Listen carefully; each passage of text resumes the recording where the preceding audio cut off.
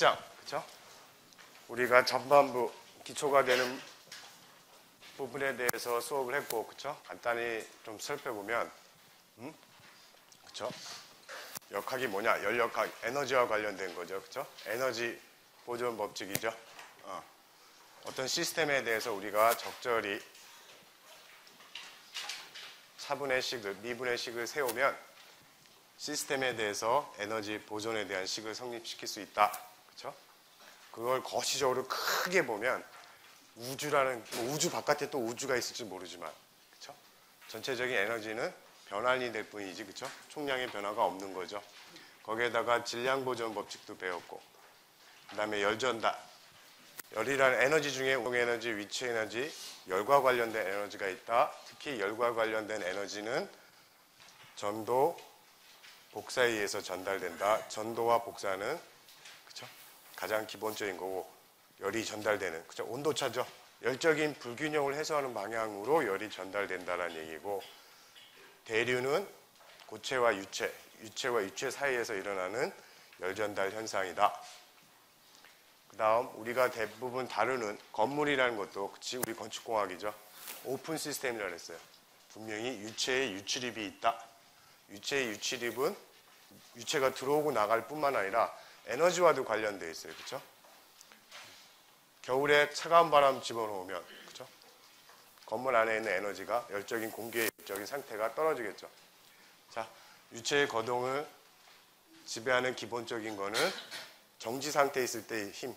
일단 압력과 부력이 작용한다. 그렇죠? 움직일 때 분명히 움직일 때도 힘이 작용할 거예요. 그렇죠? 정지돼 있을 때에서 특히 그 에너지 보존 방정식으로부터 베르누이 방정식을 도출해서 정압과 동압과 위치압의 관계를 이해를 했어요. 그 다음에 자 특히 우리가 연력학적으로 관심이 있는 것, 특히 건물에서 난방이나 냉방에 사용되는 거는 그렇죠? 어떤 상변화가 일어난다는 거죠. 그 상변화를 통해서 우리가 에너지를 특히 열과 관련된 에너지를 버리거나 얻고 할 수가 있어요. 상변화에 대한 이야기를 했고 그 다음에 응용, 여태까지 배웠던 전반부에 전체적으로 배웠던 부분 뭐 디퓨저나 노즐, 터빈, 그렇죠? 냉동기 등등 냉동기까지는 안 배웠지만 등등해서 이 기본적인 식을 가지고 할 수 있는 우리가 건축에 사용하는 모든 물건들에 적용할 수 있는 방법이나 결론에 대해서 우리가 배웠어요. 자, 오늘 배울 부분은 연력학 제2법칙인데 굉장히 내용이 많죠. 굉장히 많이 들어가 있는데 사실 에너지 보존 법칙 가지고도 충분히 우리가 유용하게 그렇죠? 많은 문제를 공학적인 문제, 특히 건축과 관련된 공학적인 문제를 풀 수도 있었어요. 그렇죠? 에너지 보존 법칙 가지고 건물에서 어떻게 하면 에너지를 절약할 수 있는지 그렇죠? 또 설명을 했어요. 그렇죠? 그래서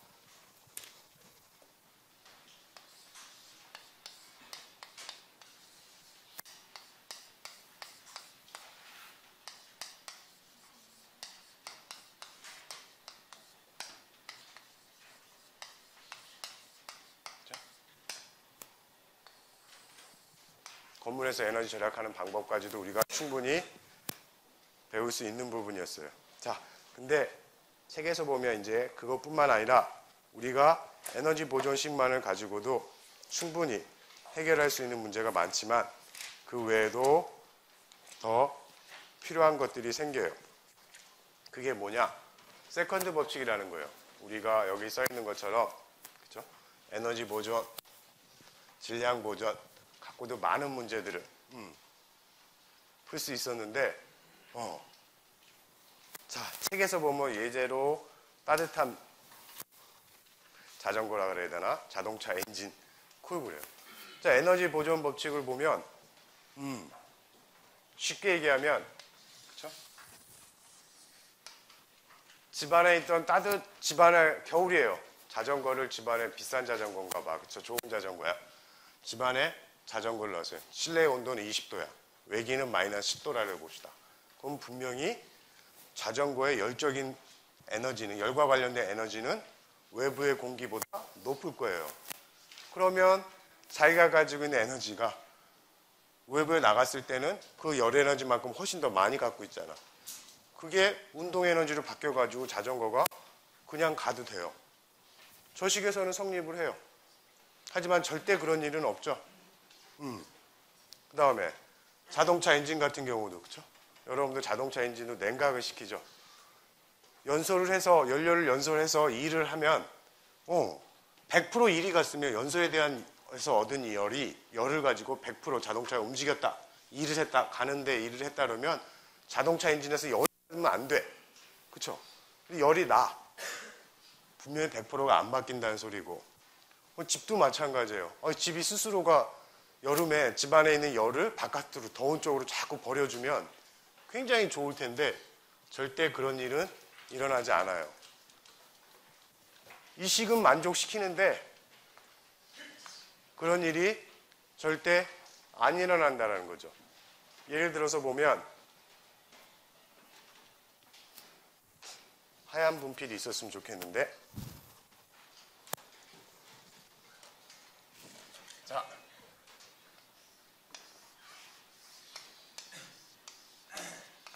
(30도의) 물이에요.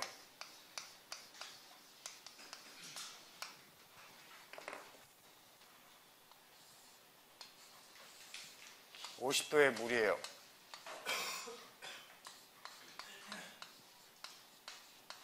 그렇죠? 자,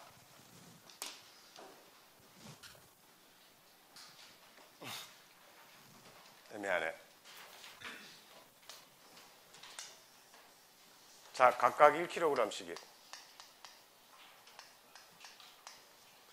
2kg에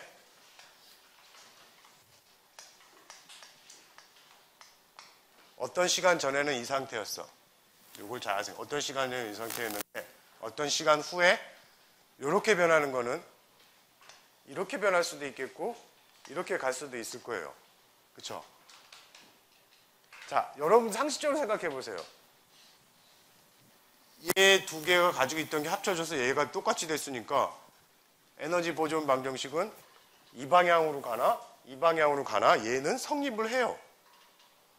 40도, 처음에는 40도씨였는데 얘가 하나는 물의 절반은 30도로 10도가 떨어지고 물의 절반은 50도로 올라가는 일이 이 식으로는 성립을 해요. 그렇죠? 합값은 변화만 없으니까. 합한값은 변화가 없죠. 근데 이거는 절대 일어나지 않죠. 여러분 상식적으로 봐도. 이거는 자연스럽게 될 수가 있어요. 근데 40도 물이 주변에 아무 변화가 없는데 스스로가 이 상태로 바뀌는 일은 없을 거예요. 그렇죠? 여러분도 뭐 벌써 다 알고 있는 얘기예요. 연력학 제2법칙이라 그러면 어떻게 보면 에너지의 플로우, 프로세스가 일어나느냐 안 일어나느냐의 방향을 지시하는 거예요. 즉 여기서 예제를 보여드리는 것처럼 얘가 둘이 합쳐서 이렇게 되는 거는 흔히 일어날 수 있는 일. 근데 얘가 스스로 이렇게 두 개로 분리돼서 하는 일은 주변에서 아무 일 없이 해주면 돼요. 40도씨 물을 반으로 갈라주고, 그쵸? 냉동기를 넣어서 여기 있는 열을 뽑아서 여기다 해주면 돼요. 하지만 주변에서 얘 스스로가 이렇게 가는 일은 절대 안 일어난다는 거죠. 어떤 방향성이에요. 프로세스에. 이런 방향으로 일어나는 게 자연스러운 거고 다른 방향으로 일어나는 거는 절대는 아니지만 주변에 어떤 영향의 변화도 없이 스스로가 이렇게 되는 변화가 없다는 것처럼 어떤 프로세스의 방향을 나타내요. 프로시저에. 그거 어떤 방향은 그쵸? 일어날 수 있다 없다 등을 나타내는 거예요. 그래서 자 그거를 이해하려면 일단 뭐 캐롤이라는 사람이 나와야 되는데 그 전에 몇 가지 기본적인 사이클들을 좀 이해하면 이해할 필요가 있어요. 그 사이클을 이해하면 우리가 일반적으로 열과 일의 관계, 일과 열의 관계에서 우리가 얻을 수 있는 하나의 정보를 얻을 수 있어요. 물론 여기서 얘기하는 연력학 제2법칙은 이론이기보다는 현상을 관찰해보고 실험해보고 계속 보니까 그렇다라는 거예요. 아직 반론은 없어요. 세상이 그렇게 됐다라는 거예요. 관찰해보니까 우리가. 그렇죠? 자, 뭐 여러분들 흔히 뭐 두 가지를 먼저 이해해야 돼요. 파워 사이클이라는 거하고 냉동 사이클을 이해하게 되면 우리가 캐롯이 어떻게 연력학 제2법칙을 도출했는지를 알 수가 있어요. 그래서 먼저 그 파워 사이클, 냉동 사이클을 할 텐데 뭐 파워 사이클에서 어려운 거 아니에요. 파워 플랜트 산업이죠. 발전한 거예요. 어떻게 하느냐? 여기 있는 그림 그대로예요. 석탄을 태우든 석유를 태우든 또는 원자력을 하던 어딘가에서 열을 얻어요. 그렇죠? 여기에 뭐 물이 흘러간다고 생각해 봅시다. 그 열을 가지고 터빈을 돌려서 터빈 앞에다가 발전기를 돌리겠죠. 그러면 전기를 생산하는 거잖아요. 파워 플랜트예요. 플랜트. 원리적으로 하는 일은 이거예요. 자, 한번 예를 봅시다. 아래서. 그렇죠? 자, 물이 흘러간다를 봅시다. 여기서부터 볼까요? 왼쪽은 시스템을 다이어그램은 간단하게 그린 거고 이쪽은 압력과 비용적의 관계를 이렇게 표현한 거예요. 그렇죠? 요선에서 이쪽은 베이퍼가 되겠죠.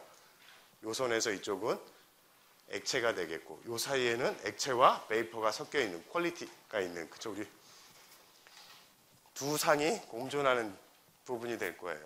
그렇죠? 압력이에요. 비용적이에요. 자, 한번 봅시다. 물이에요. 저 안에 물인데 이 물을 펌프가 하는 일은 압력을 높여주는 거죠. 물의 압력을 높여주는 거예요.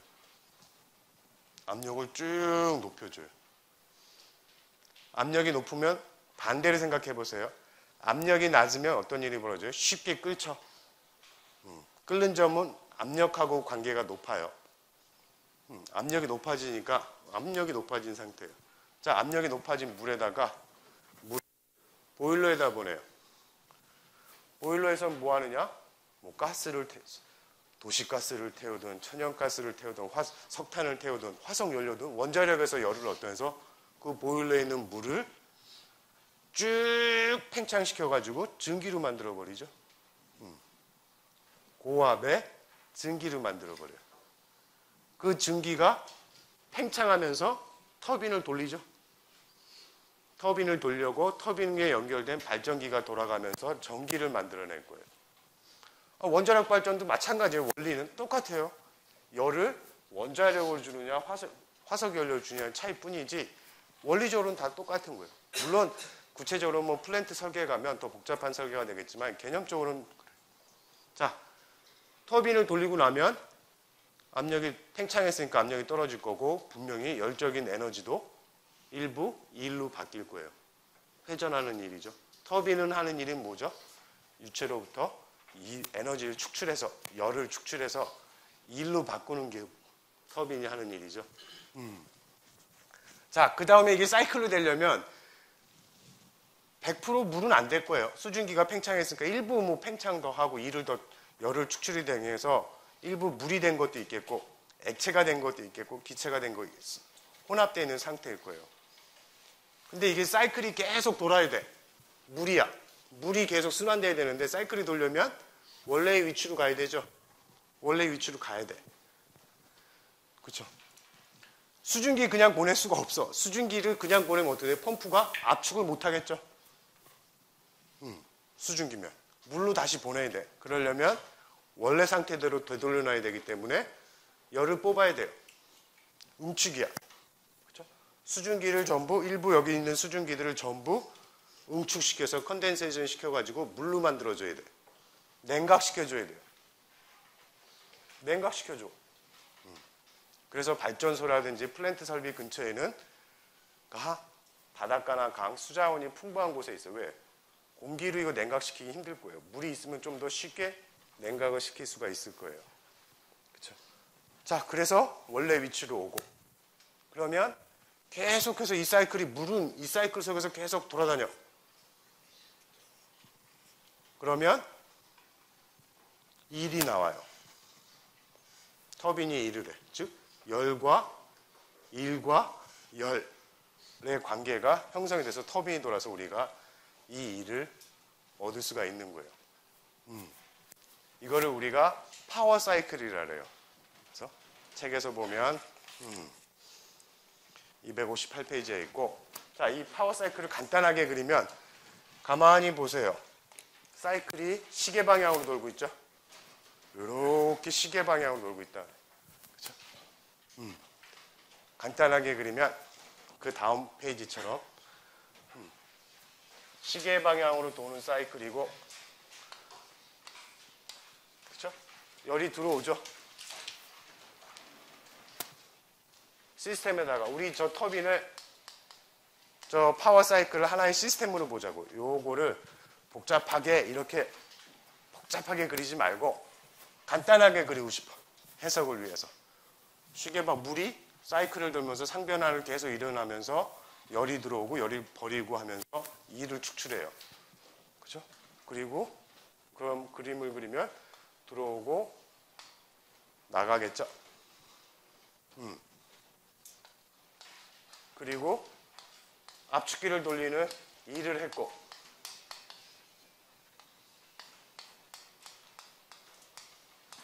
일이 축출됐어요. 이렇게 심플하게 나타날 수 있죠. 근데 뭐 복잡하니까, 그렇죠? 책에서 보면 뭐 이거 복잡하니까 우리가 만약에 우리가 이 파워 사이클에서 얻고 싶은 거는 이게 메인이에요. 그렇죠? 그러면 우리 일의 네트라고 볼 거예요. 일이 두 개야. 시스템에 들어온 일, 시스템의 한 일이야. 네트를 이렇게 보면 순수하게 사이클이 파워 사이클의 한 일을 볼 수 있겠죠. 그러면 요거 지워버리고 이 그림을 간단하게 그리고 싶은 거예요. 넷 이렇게 표시할 수 있고요. 순수하게 얻은 일이죠. 만약에 압축기가 하는 일이 훨씬 더 얘보다 컸으면 그 사이클은 무용지물이죠. 이렇게 표현할 수 있을 거예요. 파워 사이클을. 자, 그럼 효율이 뭐게? 일단 효율이라는 개념을 보면 우리가 원하는 거는 이거죠. 일을 얻고 싶은 것 뿐이에요. 뭐를 통해서? 열을 투입해서. 그렇죠? 그러면 당연히 효율이라는 거는 투입된 열이니까.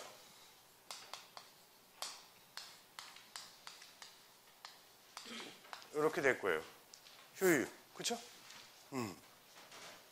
자, 근데 여기다 이 사이클에다가 에너지 보존 방정식을 쓰면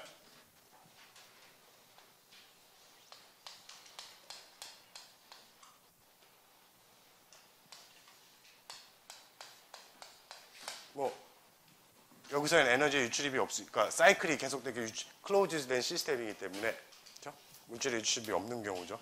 사이클로 그리고 원래대로 이건 사이클이에요. 1에서부터 4번까지 계속 이 상태를 왔다 갔다 하는 거죠. 물이라는 놈을 중심으로 보면 사이클이기 때문에 얘는 제로일 거고, 그렇죠? 당연히. 그리고 Q는 두 가지로 해석될 거예요. 들어온 놈이 있을 거고 나간 놈이 있을 거고, W도 마찬가지일 거예요. 자기가 한 일은 플러스를 본다 그랬죠. 넷으로 볼 수 있을 거예요. 아까 지웠어요. 얘가 한 일은 얘로 다 상쇄시켜 버렸어요. 그렇죠? 이게 이렇게 성립이 돼요. 그러면 결과적으로 여기에 있는 것처럼 슬라이드에 있는 것처럼, 그렇죠?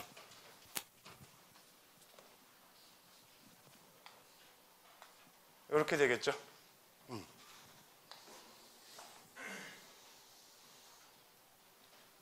이런 관계가 있어요. 그렇죠? 들어온 거가 일부가 일로 바뀌었고 들어온 열의 일부가 버려졌어요. 거꾸로 얘기하면 들어온 열과 버려진 열의 차이만큼 E를 얻은 게 돼버려요. 그렇죠? 에너지 보존 방정식을 써도. 그러면 여기다 요걸 넣어버리면 어떻게 돼요? Q인 빼기 Q아웃이죠. Q인이야, 효율은. 그쵸? 요거 좀 더 편하게 보기 위해서 이렇게 바꿀 수 있을 거예요. 여기 맨 밑에 있는 것처럼. 자, 가만히 보면 일단 여러분들이 벌써 직감적으로 알았을 거예요. 파워 플랜트나 파워 사이클에서 우리가 효율을 높게 얻고자 하면 결국에는 얘를 줄여야 돼. 얘가 제로가 되면 가장 효율이 높겠죠. 얘가 제로다. 얘가 제로다. 열을 하나도 안 버렸다라는 건 무슨 소리죠? 열이 100% 1로 바뀐 거죠. 효율이 1이, 여기가 0이 돼버리니까. 1이 돼버린 게 뭐예요? 들어간 열이 전부 1로 바뀌는 거예요. 그래야지만 효율을 1로 할 수 있어요. 근데 실질적으로 그게 가능하느냐? 여러분도 직감적으로 알겠지만 절대 불가능할 거예요. 이게 있어야지만 이걸 얻을 수 있을 거예요. 이게 없으면 이걸 못 얻을 수도 있을 거예요. 그렇죠? 일단 그렇게만 머릿속에 넣어 봅시다. 이게 파워 사이클이에요. 그러면 잘 생각해 보세요. 자, 이제 파워 사이클에서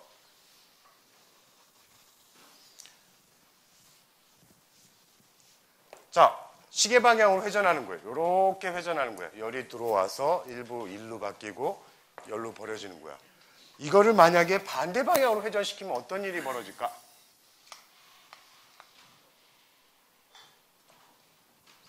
그렇죠? 상상 한번 해봐요. 이거를 반대 방향으로 돌려버리면 얘를 이렇게 돌리던 거를 거꾸로 돌려봐요. 어떤 일이 벌어질까? 모든 게 반대 방향으로 가겠죠? 뭐가 들어오겠고 나가겠고 뭔가 일을 해줘야 되겠고. 그렇죠? 잘 보세요. 이거는 열을 가지고 일을 만들어요. 이거는 일을 해서 열을 이동시키는 정반대 과정이에요. 냉동 사이클이죠.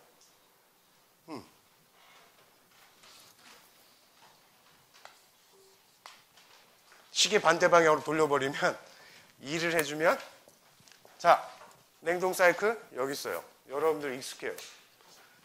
뭐 실내에서 쓰는 에어 컨디셔너, 냉장고, 건물 크게 쓰는 냉동기 등등은 이런 원리를 사용해서 해요. 비슷해요. 원리적은. 자, 뭐가 근데 틀리냐면 우리가 압력이라는 거는 앞에서 얘기했죠. 끓는 점과 굉장히 밀접한 관계가 있어요. 압력이 낮으면 물도 50도에서 끓기도 하고 30도에서 끓기도 하고 기화하기도 해요. 증발하죠. 압력이 낮으면. 일기압에서는 100도씨에서 물이 끓어버리지만 그렇죠? 0.5기압이다 훨씬 낮은 온도에서 물이 증발할 수 있을 거예요. 그런 압력과 증발 온도에 대한 그 관계를 이용한 게 냉동기예요. 볼까요? 자, 1에서부터 보면 순서대로 보면 자, 여기 기체예요. 냉매가 됐던 어떤 기체가 있는 거야. 기체를 꾹꾹 컴프레서가 뭐예요? 아까 펌프는 액체에다가 압력을 높여주는 거죠. 컴프레서는 기체의 압력을 높여주는 거예요. 압력을 쭉 높여줘요. 기체의 압력을 높여주면 어떻게 됐어요? 움축이 일어나기 시작하겠죠. 기체에서 액체로 바뀌면서 어떻게 돼요? 열을 뿜어낼 거예요. 기체에서 액체로 바뀌면서 열을 뿜어낼 거예요. 압력을 꽉 높여주면 기체를 꽉 압력을 높여보세요. 그렇죠? 움축이 될 거예요.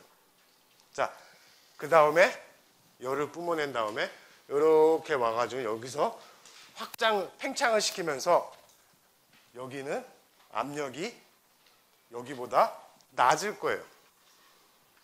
그러면서 이 니들 밸브를, 트러스 밸브를 나오면서 액체가 그쵸? 액체가 압력이 낮은 곳에 팽창한단 말이에요. 그럼 어떻게 될 거예요? 액체가 증발한다고. 그래서 일부 요선상은 리퀴드예요. 리퀴드 왔다가 밸브를 통하면서 일부는 기체가 돼버리고 나머지는 아직 액체 상태에 있을 거예요. 자, 걔네들이 저압에서 쉽게 증발한다 그랬죠. 걔네들이 액체가 확 증발해버려요. 증발기예요. 그러면 주변으로부터 열을 끌어모을 거예요. 끌어모으고 다시 다 베이퍼가 되면 다시 컴프레서로 와가지고 압축이 되고 그 상변화 과정을 계속 이렇게 거칠 거예요. 사이클로. 여러분의 냉장고죠. 이게 냉장고 안쪽이고 냉장고 뒤편이죠. 냉장고 안에서 차가운 데서 열을 뽑아서 더운 실내 쪽으로 열을 뿜어내요. 컴프레서를 작동시키는 일을 하는데 일을 줬더니 차가운 곳에서 열을 쭉 뽑아서 더운 곳에서 버려버려요. 여러분들 에어컨디셔너도 마찬가지예요. 그렇죠? 실내기죠. 실내기에서 실내 따뜻한 차가운 공기에서 열을 쭉 뽑아다가 실외기에서는 더운 바깥의 공기에다 열을 팍팍 버려주죠. 냉동 사이클이에요. 상변화를 아까와 파워 사이클과 마찬가지로 압력과 비용적에서 나타내면 이런 관계가 있어요. 일을 해주면서 열이 이동을 해요. 파워 사이클의 반대 개념이죠. 파워 사이클은 열을 가지고 일을 만들었다 그러면 냉동 사이클은 일을 가지고 열을 이동시켜요. 그렇죠? 자,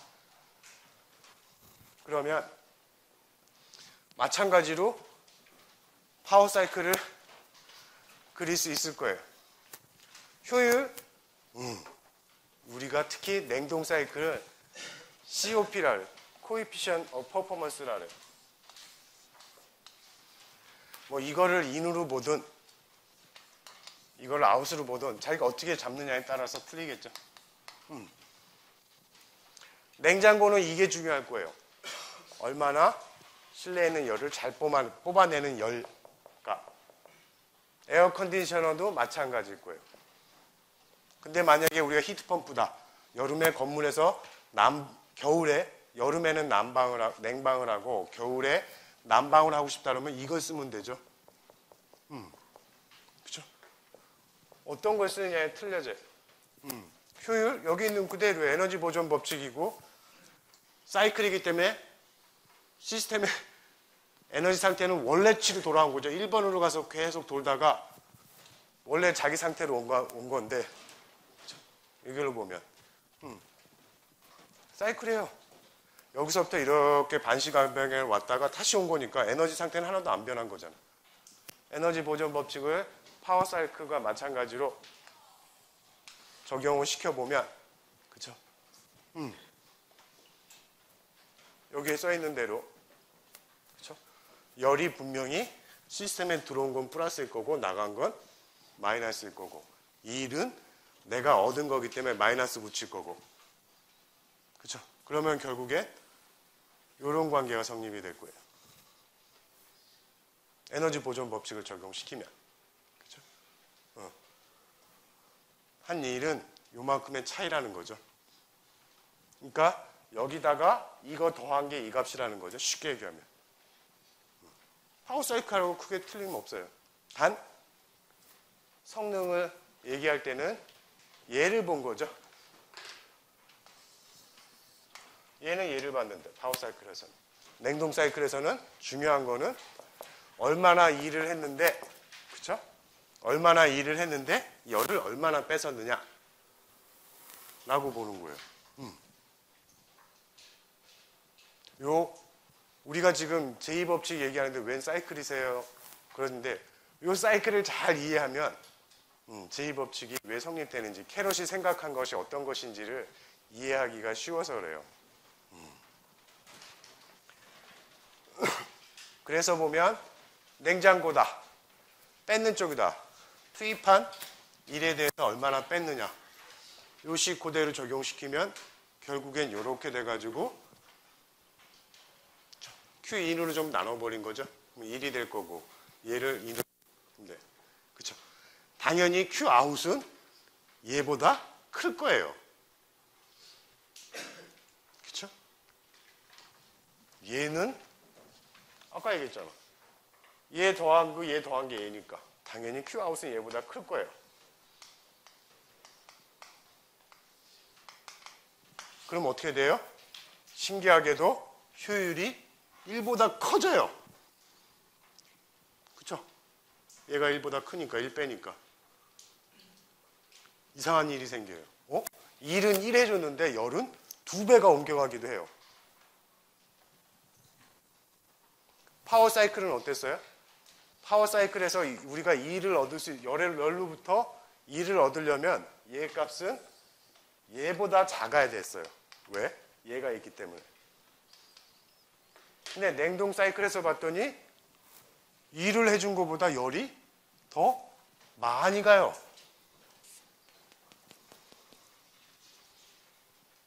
식을 보세요. 당연히. 얘가 1보다 크겠죠? 자, 만약에 히트펌프다. 실내에서 추운 데서 버려지는 게 아니라 버려지는 따뜻한 열을 얻는 걸 목적으로 한다. 효율이 플러스 1이 되겠죠, 걔보다. 하나 더 커져요. 당연하겠지, 뭘.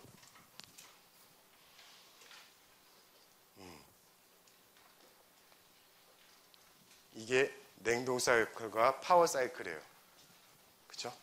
자, 요 두 개를 이해하면 드디어 이제 우리가 얘기하고자 했던 프로세스의 진행 방향에 대해서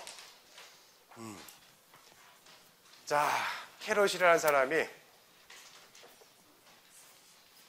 어떻게 하면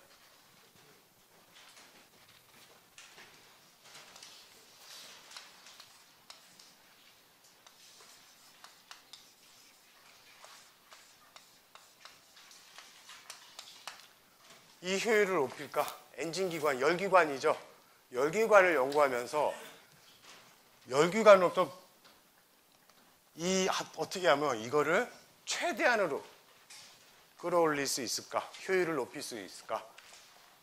아까 효율에 대한 이야기를 보면 분명히 슬라이드를 2개 더 가보면 파워 사이클에서의 효율은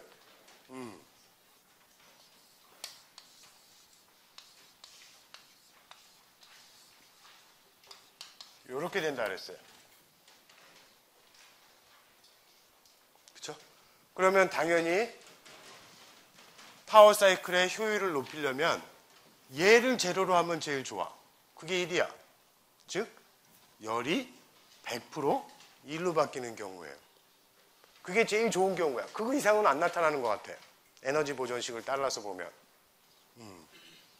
자, 근데 그게 실제로 있을 수 있는 일이냐 없느냐는 거예요. 그렇죠? 물론 결론 먼저 얘기하면 우리가 열과 관련된 걸 조사해보고 여기서 실험을 해보고 하다 보니까 결국에는 100% 열을 Q인을 100% 1로 바꿀 수 없더라라는 거예요. 세금을 꼭 내야지. 이게 있어야 이게 언제나 0보다 크다라는 거예요. 언제나. 세금이죠. 아깝죠. 이거 없으면 100% 바꿀 수 있는데 효율이 1인데 그런 거는 절대 있을 수 없다라는 거를 결론적으로 도달하게 돼요. 그리고 마지막으로 캐럿이 봤더니 시스템의 효율이라는 거는 얘하고도 관계가 있지만 결국에는 온도다 라는 결론에 도달하게 돼요. 그 과정을 한번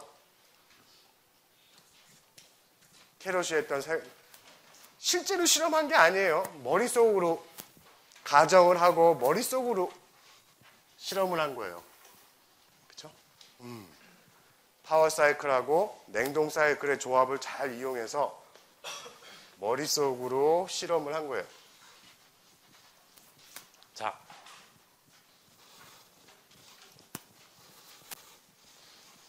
그래서 일단 캐럿이라는 사람이 생각한 거를 잘 이해할 필요가 있어요. 머릿속에서 한 실험이에요. 그대로예요. 서머 리저비어인데 뭐라 그럴까? 열을 담고 있는 곳이에요. 열이에요, 열. 고온으로.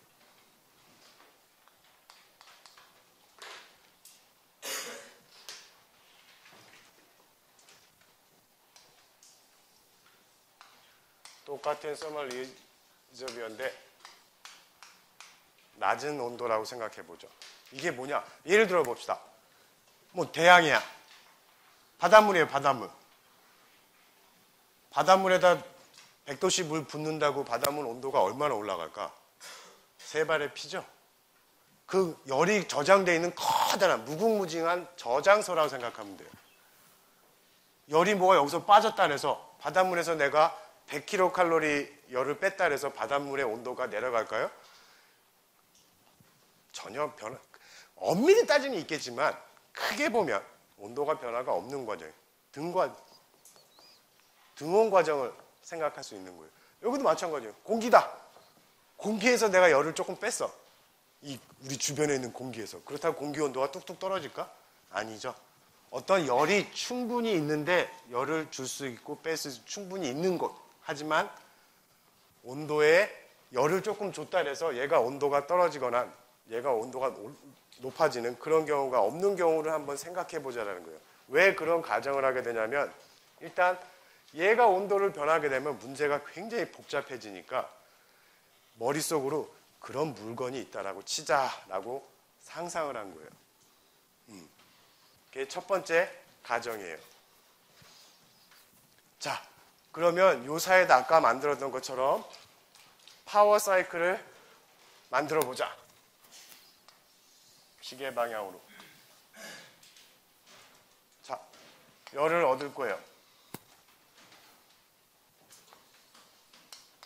근데 어떤 과정에서 얻느냐? 요 PV 곡선에서 보면 등온에서 얻어요. 얘 온도의 변화가 얘가 열을 받아도 여기서 열 조금 빼도 얘의 온도가 변하지 않는 큰 무궁무진한 열을 크게 담고 있는 저장소다라고 생각하면 열을 이만큼 받아도 얘 온도를 변하지 않는 등온 과정이라고 생각하자고요. 생각이에요. 그러니까 얘 사이클을 고온측에다 딱 처음에 붙여놓고 요 사이에서 시간은 무궁무진 언제나 걸릴지 모르지만 아주 천천히 벌어지는 과정이라고 생각하면서 팽창이 일어나도록 열을 받는 거예요. 팽창이 되겠죠? 비용적이 드러나니까. 열을 받는다 라고 생각해보고 그래서 그 중에 일부가 팽창해서 그렇죠? 일을 얻는다.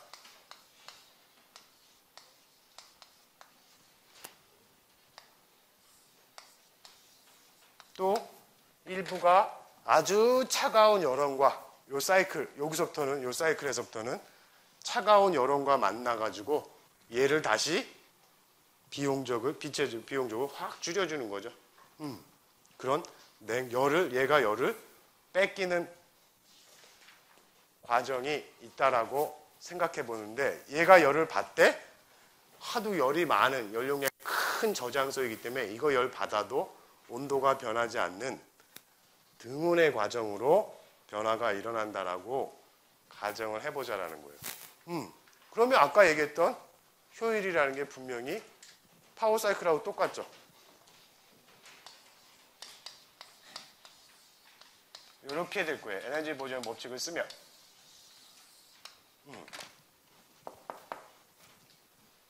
그렇죠? 그래서 1번서부터 2번까지는 등온의 변화. 2번에서부터 3번까지 여기서의 팽창은 단열.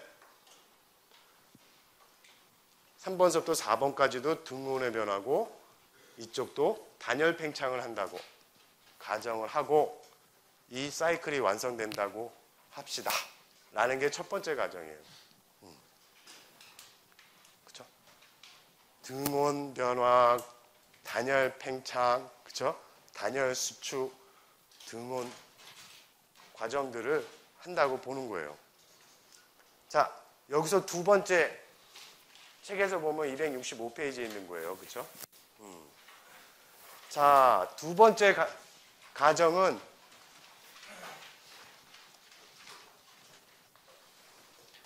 가역 과정이다. 우리가 리버서블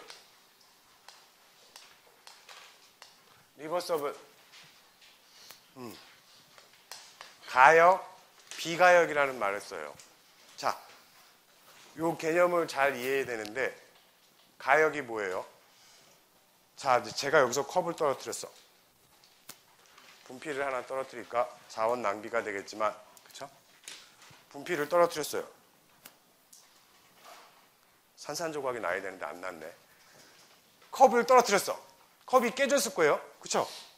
그러면 그 컵이, 깨진 컵이 산산조각 난 컵 조각들이 주변에서 아무 일도 안 해주는데 스스로 원래의 자리로 돌아올 수 있을까요?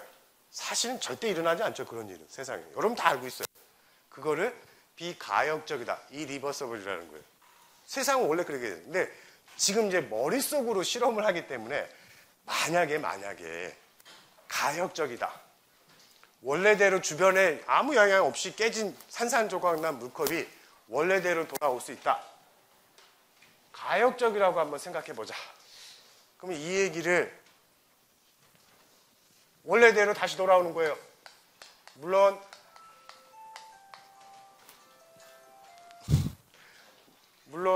그쵸? 우리가 프랙션이라든지 마찰 손실이라든지 로스가 분명히 이 사이클 속에도 분명히 있을 거예요. 지금 그 로스를 전혀 생각하지 않고 가역적이다 라고 얘기하는 건 무슨 뜻이냐면, 예를 들어서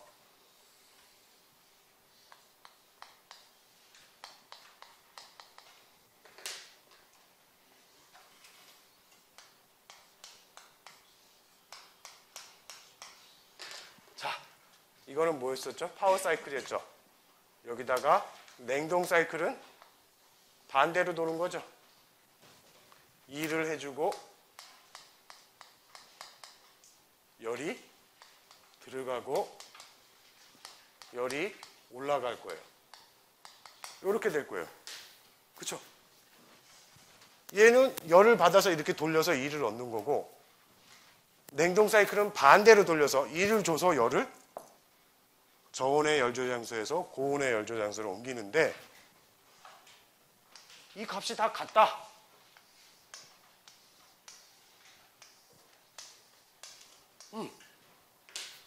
그 얘기잖아.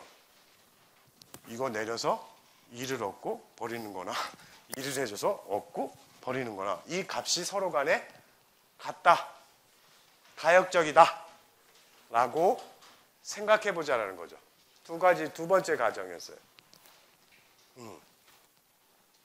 두 번째 가정.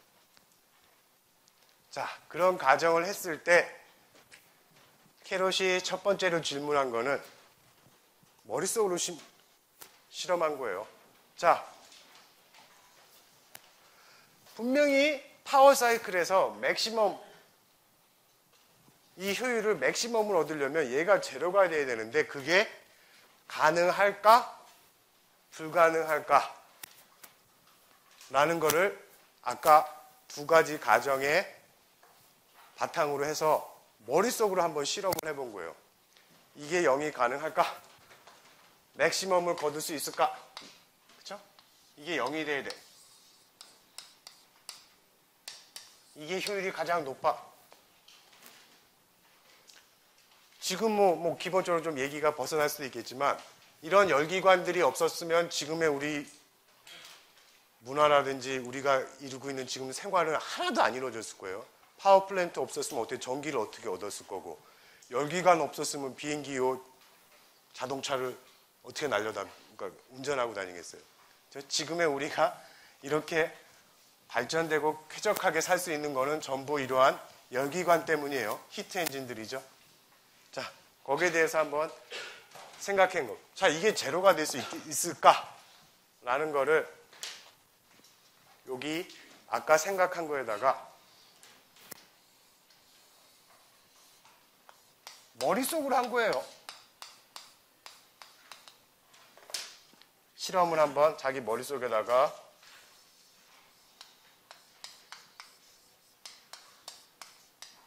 구현을 해본 거예요. 근데 좀 복잡하게 했어요. 자,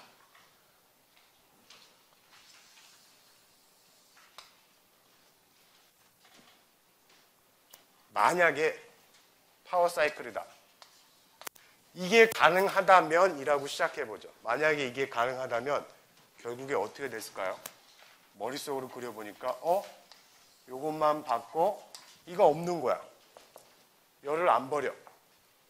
즉 들어온 열이 전부 1로 바뀌었다 라고 생각해 보는 거죠. 너무 크게 그렸나? 좀 작게 그립시다.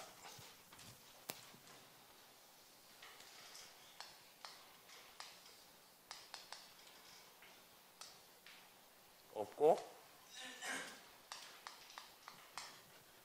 1을 뽑았다.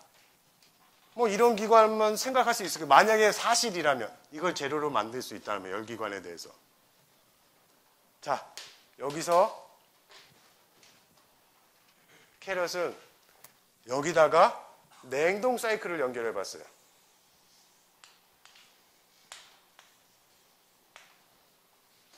머릿속으로 본 거예요. 자, 얘가 만약에 가능하면 100% 일을 얻을 수 있고 그 일을 가지고 냉동 사이클을 돌리는 거예요. 그러면 당연히 냉동 사이클은 열을 그대로 낮은 곳에서 열을 끌어다가 높은 곳에다가 열을 버릴 거예요. 버리는데 비슷한 거니까 여기다 슬래시를 붙여줘. 분명히 얘가 만약에 이게 사실이라면 얘가 작동을 해야 돼. 어떤 기계인지는 모르겠어. 파워 사이클 조그만 거 만들어 놓고 걔 파워 사이클에 일을 축출하는 터빈에다가 압축기를 연결해서 냉동 사이클을 돌리는 걸 한번 생각해 본 거예요. 그러면 가만히 생각해 봅시다. 그럼 여기에 있는 식처럼 효율은 100이야. 그죠? 즉 요거 그대로 가보면 하얀 거에서는 QH하고 워크하고는 같아야 돼. 에너지 보존 방정식을 쓰면. 얘가 이쪽으로 간 거야. 넷이라고 쓸까요? 넷이 편하면.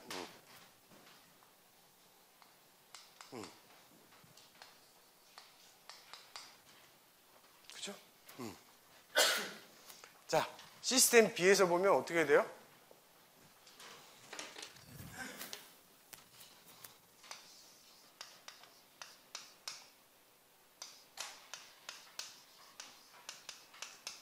이렇게 되겠죠?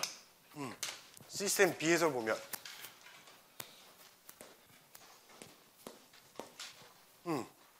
그쵸? 자, 요 두 개가 합쳐져 있는 게 요게 하나의 시스템이다. 이런 기계가 있다라고 했다. 발명했다.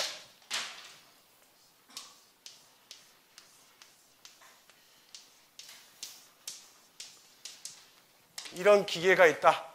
요 기계가 실제로 존재한다. 머릿속에서 만들 수 있다. 라고 해보면 시스템, 요 점선을 친 시스템에서 보면 결국에 어떻게 돼요? 여기서 보면 그쵸?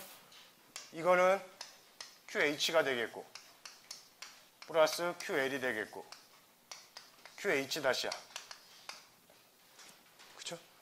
L을 놓고 보면 QL은 거꾸로 보면 QL은 이런 현상이 이렇게 돼버려요. 즉 무슨 일이 벌어져요? 아니 고온이 하나도 없는데 그쵸? 스스로 저온에서 고온으로 열이 이동하는 것처럼 만드는 기계가 만들어졌어. 그쵸? 요 기계가 블랙박스로 생각해봐요. 얘가 하는 일은 고온이 있고 저온이 있는데 저온이 스스로 고온으로 열을 쭉쭉 끌어올려. 얼음이 컵 속에 생각해 볼까요? 컵 속에 얼음이 있는데 아이스가 있어요. 0도씨예요. 컵에 물이 있어. 20도씨. 만약 이런 기계가 있다면 뭐예요? 얼음이 점점 많이 생기면서 얘는 열을 잃어가요. 즉, 두 번째, 불가능하다라는 거예요. 무슨 일이냐? 열이 스스로 낮은 온도에서 높은 온도로 흘러가는 현상은 절대 안 생긴다라는 거예요. 자기가 아무리 눈 씻고 찾아봐도 실험 결과를 아무리 봐도 세상에 그런 일은 안 일어나. 절대 안 일어나는다. 아무리 봐도 더운 컵을 놨더니 찬물보다 온도가 높은 공기 중에 놓으면 찬물이 따뜻해지죠. 공기의 온도 때문에. 그런 일은 자연스럽게 일어나는데 에너지가 낮은 게 스스로 높은 온도로 열을 이동하는 현상은 절대 안 일어난다는 거예요. 눈을 씻고 찾아봐도 그런 현상은 안 일어나더라요.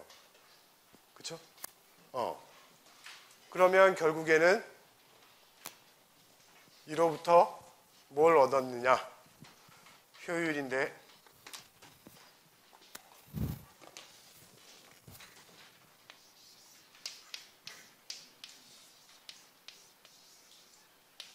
이게 0이 될 수 있을까라고 가정을 한 거잖아요. 가정을 해서 이렇게 만들어 봤더니 무슨 일이 벌어져요? 찬물이 스스로 더운 물에게 열을 막 전해줘. 자기는 점점 더 차가워지고 얘는 점점 더 뜨거워지고. 그런 일은 절대 안 일어난다는 거예요. 즉 얘는 절대 0보다 크다라는 거예요. 결론에 도달해요. 그렇잖아요. 그런 일이 실제로 일어날 수가 없잖아요. 실제로 일어나는 거는 우리가 파워 사이클에서 효율을 100을 얻고 싶었는데, 그렇죠? 절대로 그런 효율 100이라는 히트 엔진은 있을 수가 없다라는 거예요. 세상에. 어딘가에 열을 버려야 돼. 이게 제로가 되면 좋은데 절대 그런 일은 안 생긴다라는 거예요. 즉, 첫 번째 결론에 도달하게 되죠. 열을 100% 일로 바꿀 수는 없다. 왜? 세금을 내야 돼. 어딘가 버려야 돼. 버려줘야 돼요.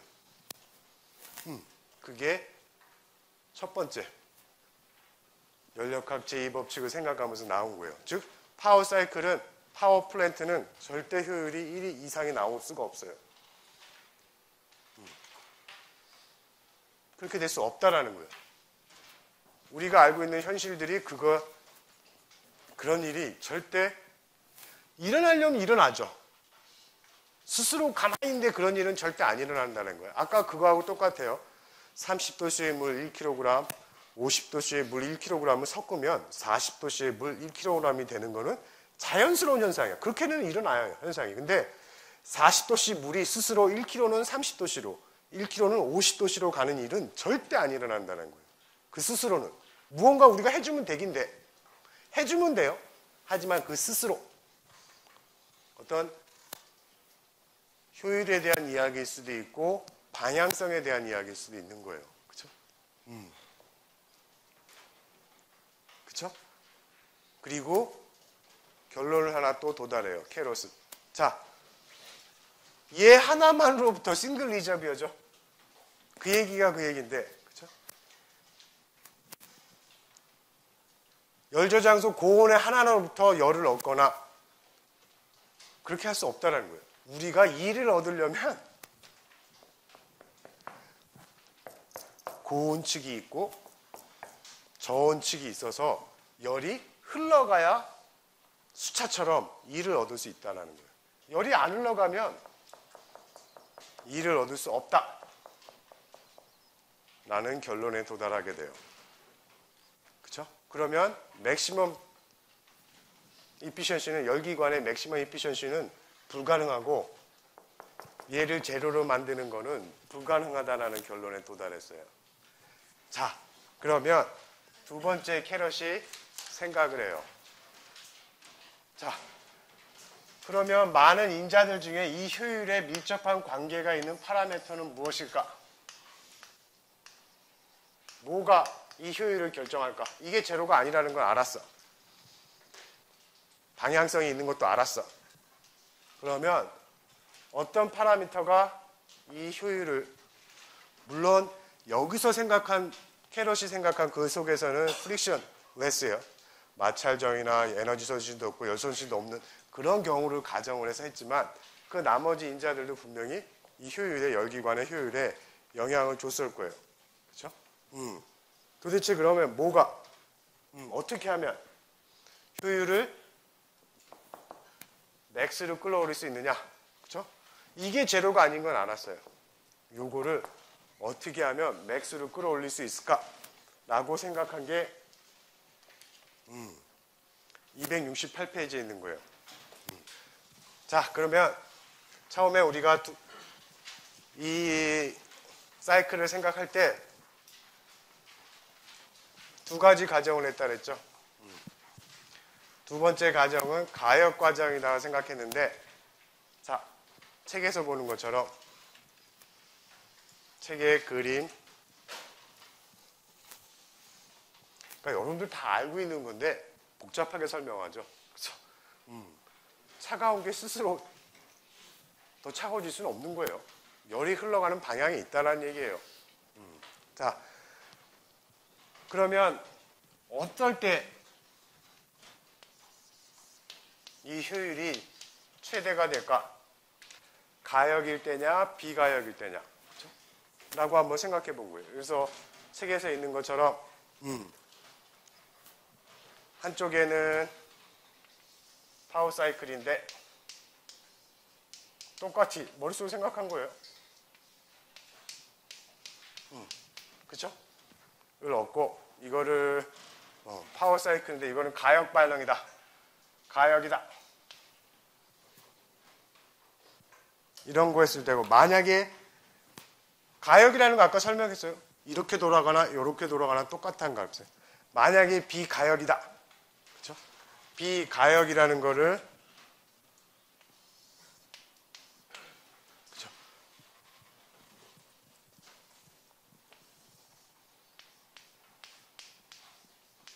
세상에 일어나는 일은 언제나 비가역적인 거죠. irreversible. 그렇죠? 라고 생각했을 때, 그렇죠? 리버서블하고 이 리버스하고 어떤 게 클까 고민해 본 거예요. 세상에서 일어나는 쪽은 이쪽이에요. 가역적으로 일어나는 건 상상성으로만 한 거예요. 가정을 바탕으로. 어떤 게 더 클까 생각해 본 거예요. 자, 그러면 아까 했던 것처럼 얘는 가역적이기 때문에 냉동 사이클로 바꿔서 파워 사이클로 바꿔서 이 일을 이쪽으로 주고, 그렇죠? 얘는 냉동 사이클로 바뀌어서 이렇게 바뀔 텐데, 그렇죠? 책에 있는 개념을 가지고 바꿔본 거예요. 자, 얘는 가역적인 거를 파워 사이클로 돌리고 비가역적인 거를 냉동 사이클로 해서 돌려서 봤더니 결국에는 가역적인 일이 제일 크다라는 거예요. 여기서 얻을 수 있는 일이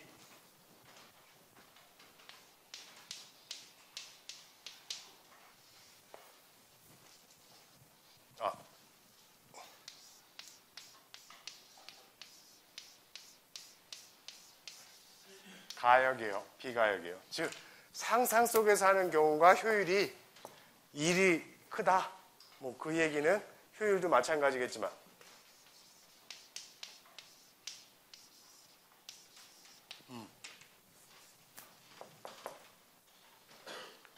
훨씬 크다. 가역적인 반응에서 얻을 수 있는 일, 물론 얘도 열을 버려야 돼요. 일을 얻을 수 있는데 실제 현상에서 일어나는 거는 가역적인 반응보다도 훨씬 적고, 그쵸? 이걸 또 거꾸로 돌려보기도 해요. 책에 있는 269페이지 그림 17-7-17처럼. 얘를 또 반대로도 돌려봐. 그랬더니 동일한 결과가 나와요. 가역적인 반응에 있을 때가 가장 열기관의 효율이 높다. 비가역적일 때는 가역적인 열기관의 효율보다 절대 높아질 수 없다라는 두 번째 결론을 도달해요. 두 번째 결론이에요. 가역, 비가역. 가역은 상상 속이에요. 실제로 만드는 거는 그거보다 훨씬 떨어지면 떨어졌지 그거보다 커질 수는 절대 없다라는 거예요. 두 번째 결론이죠. 첫 번째 결론은 뭐였어요? 우리가 열로부터 이를 얻을 때는 열을 버려야지만 얻을 수 있다 그랬어요. 왜? 열은 스스로 차가운 곳에서 높은 곳으로 가진 않아요. 높은 곳에서 차가운 곳으로 가는 거는 그냥 내비둬도 그런 현상은 일어나는데 차가운 곳에서 높은 곳으로 열이 이동하는 현상은 절대 그 자체만으로 일어나지 않는다라는 거예요. 무슨 일을 우리가 해주지 않는 한. 그렇죠? 그 다음에 두 번째 결론에 도달하죠. 결국에는 우리가 가역적인 과정에서 만들어진 사이클을 통해서 얻는 일 또는 효율보다 실제로 우리가 만드는 거는 좋아질 수가 없어요. 그거보다는 낮아져요. 떨어진다라는 거예요. 비가역적인 과정, 사이클에서는. 그렇죠? 뭐 여기다가 뭐 연손실이라든지 프릭션이라든지 이런 게 들어가면 더 많은 실제적인 기관들을 우리가 만들면 더 효율은 떨어질 거예요. 그렇죠? 이게 캐럿이 얘기한 두 번째 결론이고, 자, 마지막 결론이 뭐냐?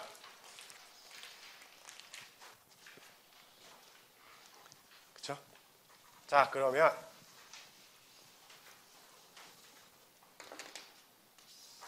이 효율이 아까 얘기했던 대로 무엇에 의해서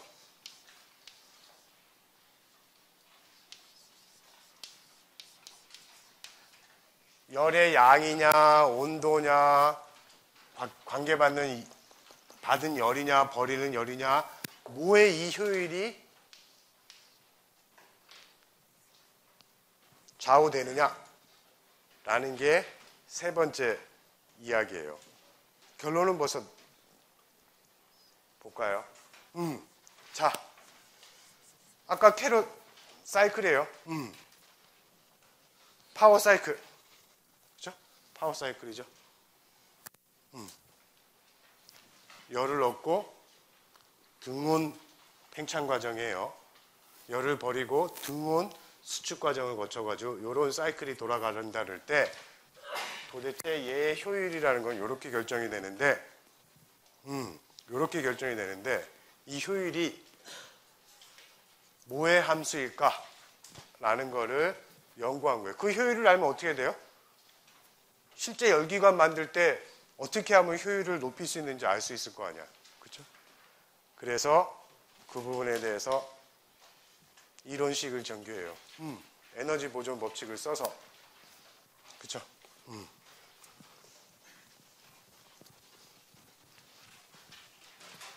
파워 사이클이에요. 가역적인 반응에서 파워 사이클이에요. 노트에 있어요. 뭐 에너지 보존 법칙을 쓰면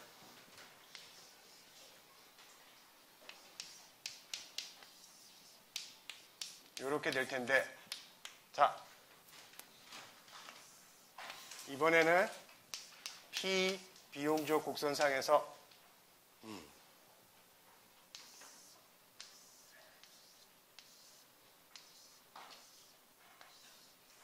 이런 사이클이 돌아가는 거죠. 아, 시계 방향이.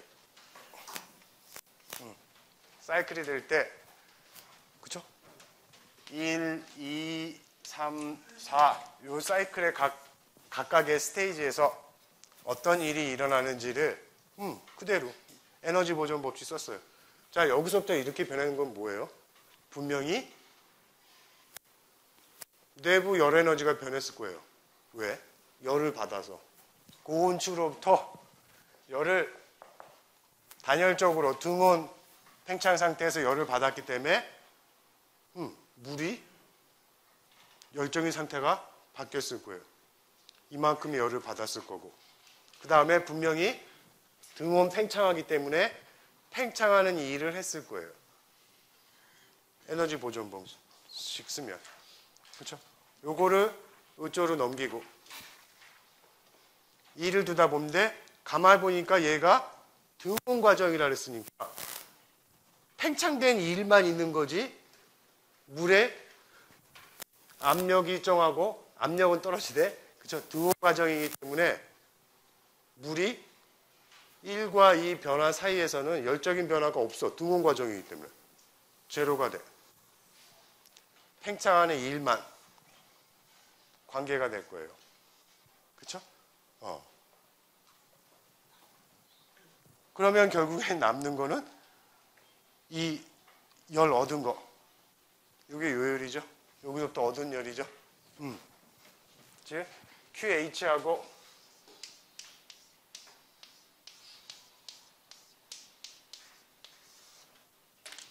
팽창하는데 관계되는 것만 쓰여요. 그러면 3, 4번은 거꾸로겠죠. 자, 이 열인데 우리가 이상기체 방정식 할 때 초반에 했어요. 책에서 보면 식 2-48일 거예요. 그렇죠? 최적 팽창이 하는 일은 요만큼이라 해서 이상기체에서 분자량에다 비례상수에다 몰 질량에다가, 그렇죠? 이렇게 최적 변화의 비만큼을 일한 걸 거예요. W가 이렇게 돼요. W1, 2가 이렇게 표현된다라는 거죠. 요거 그대로 갖다 놓고 요만큼이 얻은 열이에요. 3, 4는 반대가 되겠죠. L이에요. 3, 4라 그러면 여기서부터 이렇게 갈 때는 QH를 얻은 거고 3에서 4로 갈 때는 QL을 잃은 거죠. 왜? 수축하는 일이죠. 수축했어요. 여긴 등온 팽창했고 등온 수축했어요. 자, 등온 수축에 대한 일을 분명히 최적 팽창의 변화를 할 텐데, 자, 3, 4하는 부호가 반대겠죠. 시스템이 내가 열을 받으면 플러스 부호고 시스템이 열을 잃으면 이건 마이너스 에너지 보존식에서. 그쵸? 그렇게 해서 효율을 묶어보면 QL은 이렇게 되고 QL은 마이너스 기호가 붙어요. 그래서 여기에 마이너스 1이 붙었어요. QH는 이렇게 표기가 되니까 같은 거 다 없어지고 뭐만 남아요? 결국엔 단순한 거라서 설명을 안 하겠지만 결국엔 뭐만 남느냐?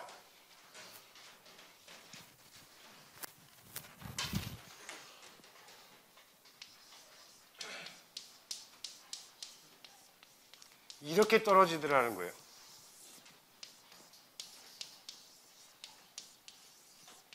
즉 열기관의 효율을 결정하는 인자는 분명히 얘가 0보다 크고 있는데 그 외에도 결정적으로 고온 측에서 오는 온도가 높고 저온 측이 낮으면 낮을수록 효율이 높아지죠. 열을 얻는데 고온에서 얻으면 얻을수록 효율이 높아져요. 저온에다 버리면 버릴수록 효율이 더 좋아진다는 거예요. 예를 들어서 얘가 300도씨고 고온이 얘가 100도씨에 버렸을 때 얻는 효율보다는 똑같은 온도차 200이지만 그쵸? 똑같이 만들려면 어떡하지? 200인데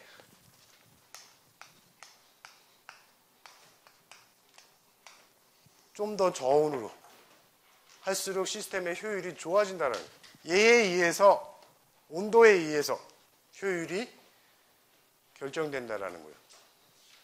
뭐에? 열기관이에요. 이게 캐럿이 얘기하는 세 번째 결론이에요. 첫 번째 결론, 절대 하나의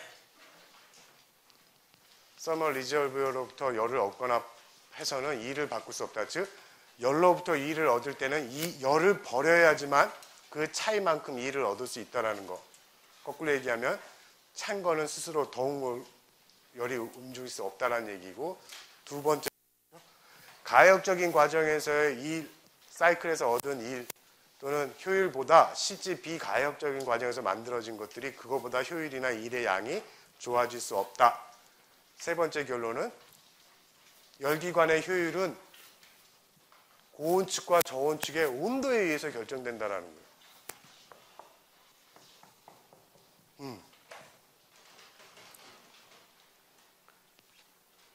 온도만이 유일한 파라미터라는 거예요.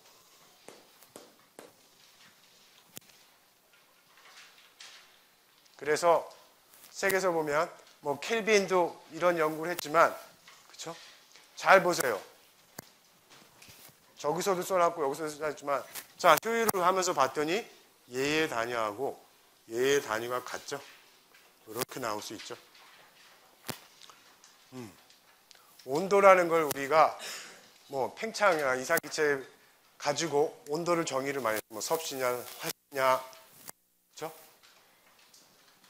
연력학적으로도 온도를 정의할 수 있게 됐어요. 쉽게 얘기하면 어떤 상대값이죠. 주고받는 열을 가지고 열값, 즉 켈빈 절대 영도는 뭐예요? 절대 영도가 되면 팽창 부피 제로라는 소리예요. 기체의 최적이 제로. 아무것도 얻을 수 없죠. 팽창하는 일도 얻을 수 없고 그 이상 더 작아질 수가 없어요. 물론 과학이 더 발전하면 좀 더 거시적으로 보지 말고 원자 레벨에서 가면 다른 이론이 이제 적용되겠지만 그거보다 더 작아질 수 없는 시점이 생길 거예요. 최적이 수축하다 보면 어느 순간에 한계 올 거 아니야. 더 이상 수축되지 않는 지점이 있을 거라는 거예요. 그게 열도 줄 수도 없고, 그렇죠? 이게 캐럿이 얘기한 연력학 제2법칙에 관련된 내용이에요. 다 알고 있는 거예요, 여러분들이. 알고 있는 거를 그냥 좀 더 과학적이고 이론적으로 설명한 것뿐이에요. 그렇죠?